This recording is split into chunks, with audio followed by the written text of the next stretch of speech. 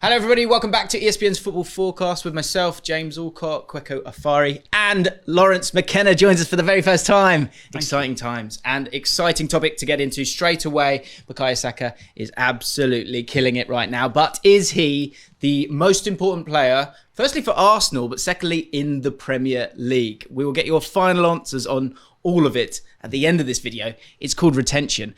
But the first thing I want to ask is, how good has Saka been and how much better has he got this season, Lawrence? Oh, this season, I think he's definitely improved massively. I think there was a ceiling question about him last season, right? Where does that ceiling stop?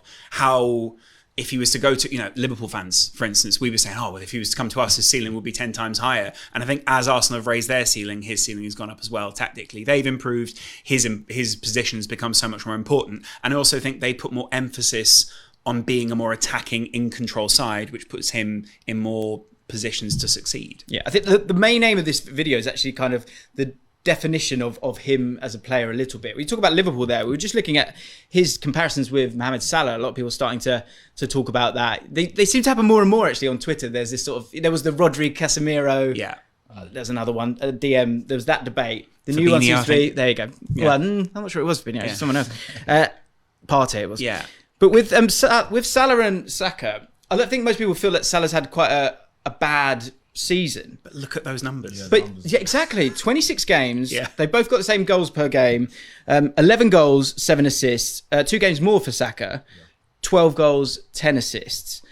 So, as we're trying to sort of figure out where we're at with this, with Saka, is the hyperbole going a little bit too far just because Arsenal are fantastic right now, because the numbers are similar to a wonderful player, but a wonderful player who's supposedly not having that great a season? Well, you've just got to look at the consensus best players in the league, and I think we can all agree that over the last 5 seasons, that's Kevin De Bruyne, that's Harry Kane, that's Virgil van Dijk, and that's Mo Salah. Saka's having a very, very good season. He has to do it for another couple of seasons before we can really elevate him to the level of those players who've done it for the best part of half a decade. But he's clearly this season Arsenal top of the league, and he's a huge part of that reason. He's been brilliant. He's the only player in the league who's got to double figures in goals and assists. He's got 12 goals this season, and only 2 of them have been penalties. A lot of these players who score goals are propped up by the fact that they score a lot of pens, but his have been from open play, and they've been important goals as well. He's playing with a smile on his face, and I think it's quite telling as well, because Thierry Henry made a Has comment. he ever not? He hasn't. And that's the part of the appeal of Bukayo Saka. And I feel like the players that I mentioned before are a little bit polarising, maybe because of the teams they play for, maybe because of fashion incidents in the Premier League, but he's somebody that everybody loves at the moment. Let's wait until Arsenal actually do win stuff and they become the hunted, and see how he deals with that different sort of pressure. Because right now, they're chasing everybody. There's no expectations for Arsenal. We all sat here at the beginning of the season and didn't expect Arsenal to maybe even qualify for the top 4, let alone win the title. So the fact that he's in this position is testament to his hard work and his ability, but let's see if he can continue this over the next few seasons. Those expectations, will they occur will they sort of weigh on this team at any point between now and the end of the season? When do those expectations kick in? I think now, basically. This international 10 break, games left, right? It's like punctuation in the season. The international break is always there, right? But I also think because of the way that Mikel Arteta set up the culture, because he's always spoken about being ahead, because he's always he's not brought the expectation down, but he's just tempered it and made it right within the Arsenal fan base. So anything you get over that is fantastic. And that's partly why I think people get so excited about him, because they didn't expect it to be this good so soon. We're in phase 3. So imagine Saka in like phase 5 of whatever it is Mikel Arteta's got planned. That's the big difference. And I think on top of that as well, like we're talking about stats, there is a lot about what Mikel Arteta wanted this team to embody and what he wanted them to do, about the arrogance, the swagger that he wanted them to play with, along with enjoying their football, the positionless elements of what they also do. All these things are about, they're well ahead of other sides that are currently going through transitional phases. And on the other side of that, his celebrations are great. He's got great photos. Like you said, he's always smiling. The optics of it, he passes the eye test as well. Yeah. And that is... Someone's been watching Succession. No, it's so important. No, yeah, the optics are important. He makes the 100. Yeah, I think he does. Yeah, okay. Not everyone's watched the first episode. Right. I think what I love about him is he's a bit of a sort of like baby-faced assassin here. Yeah. Like, because the goals are there. Coming back to those Salah stats, the one big difference, and again, it is about style of play a little bit. Salah's missed 13 big chances this season. Tell me about it. Saka's missed 2. Yeah. Just 2. So he's ruthless. I think he's very complete as well. I think you're seeing that with Southgate in the World Cup. There was a bit of conversation of who's going to be the guy.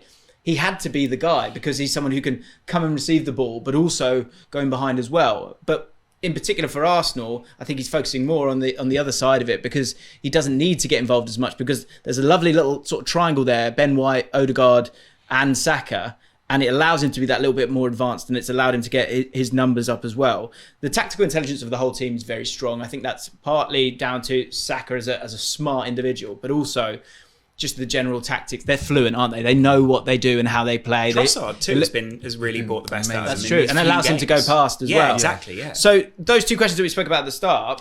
First one being, is he the most important player in this Arsenal team? I think he is. I know both of you aren't sure. No, it's not that I'm sceptical. It's just that there are so many good Arsenal players this season, and there's so many critical parts. I just struggle to work out what makes him better than anyone else in terms of contribution. So first of all, in terms of goal involvements, he's right up there. I think it's 23, maybe 22 goal involvements. Martinelli scored a similar amount of goals, maybe even more, but the assists aren't there. I think it's a couple of things. One, I think he's, as I say, pretty ruthless. Secondly, I think he's stepped up in games when you've needed him, be it a penalty or that great goal against Man United. But the third thing I think is, say it used to be Thomas Partey. I think people were thinking it was him. Take him out. They have Jorginho as a replacement. Sure. Out wide, Gabriel Jesus is coming back. You've got Trossard there as well. In that position, for me, it's between Saliba and Saka. Really? And the reason I go towards Saka is, and it is very, very close, but the reason I go to Saka is that I don't see a replacement that plays in that role on that side. Maybe you could chuck Martinelli over to that side. That's going to reach the heights or get anywhere near the heights that Saka's going to provide. And I think, I don't agree with your argument, but Saka's been an ever-present for Arsenal this season. He's played in every single league game, whereas I think maybe we're basing importance on how the team looks when those players are not there. So Partey's missed a huge chunk of time. Zinchenko's missed a huge part of time. Jesus as well, but Arsenal have managed to cope. But we've not seen Arsenal this season without Saka. So maybe that will tell us a little bit more in terms of how important he is to this Arsenal side when they don't have him. But there's no question about it that without Saka, this Arsenal side are a worse team. But I think there's other players in different positions that if you were to lose them, this Arsenal team will suffer a lot more. Teams are going to be sitting a lot deeper against Arsenal in these next 10 games as well. So, the pressure, they're going to be looking to rank the pressure up and basically just keep Arsenal begging to score a goal. And Arsenal are going to go from this 2-3-5 to more like a 2-2-6. So I think we're going to see a lot more intricate play. We're going to see a lot more emphasis on his kind of players. And you'll probably see a lot more people say, now he's much more key. Because their controlling games is only going to go up as the opposition go, don't worry, mate, you keep the ball. I just think the thing with him is he's just so, when you were getting to that part of the season, and you're right, it's going to be so congested up the top there. You've got those clever players like Trossard who are going to be useful. And Nketiah, when you need a goal, he can be that poacher for you. Gabriel Jesus, as I said, coming back. I think it's between three for me, really. It's between Saliba, Saka, and Odegaard. I think Odegaard, you could bring in someone like Fabio Vieira, and you could change it a little bit. You're not going to get the same kind of player.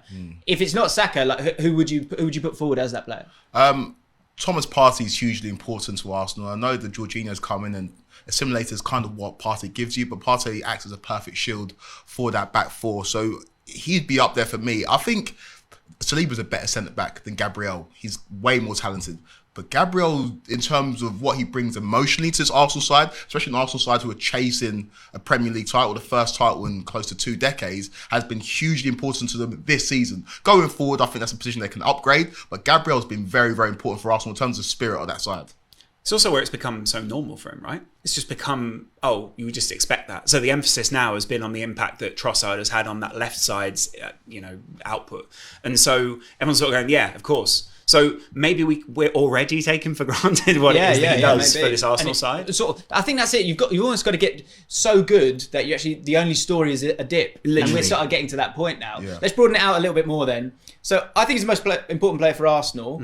In terms of being the most important player in the Premier League, is he up there for you? And if not, who do you think is the most important player for their team in the Premier League? Are you talking proportionally here? Because it's like there are bad, Rashford, United just play everything down their left anyway. So of course he's going to get the ball. Rashford's a contender. Yeah. I think proportionally, that again, if you take that player out, that team crumbles. Who's the most important player in the Premier League? Okay, so in terms of what their ambitions are this season, it's way loftier than the beginning of the season. Take Bruno Guimaraes out of this Newcastle side. They're not a top 4 side. They're a side challenging for the top 4 places, and nobody expected that at the beginning of the season. When they brought him in the position they were, people were shocked. He's just that level above everything else they've got in that squad, barring maybe St. Maximin when he's on his day.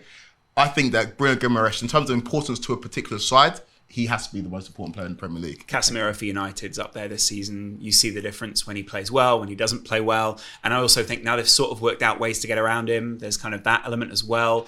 It's sort of hard to work out teams like Chelsea. Like who's their key guy? Reece James. When James and Chilwell are out, they're probably our most important players. So there's the difference between being maybe the best player in that side and then important to that side. And I think Saka's that perfect combination. Okay. For me, just to say, I think... So there's two that spring to mind for me. One's Ivan Toney, just with the bulk of goals. But I think Brentford is such a smart club, they would figure a way around it. The most important player in the Premier League for me is James Ward-Prowse. There is that team is possibly going to get relegated, but there is no way they stand a chance if James Ward-Prowse is not playing and not contributing to that team. I think he's so important. So unfortunately, Bukayo, you are not the most important player in the Premier League. Let's know, guys. Who is the most important player, if you're an Arsenal fan, in that Arsenal side? And then broadly, again, the most important player in the Premier League. Let us know. Thanks so much for watching ESPN on YouTube. And for more sports highlights and analysis, be sure to download the ESPN app. And for premium content and live streaming, subscribe to ESPN Plus.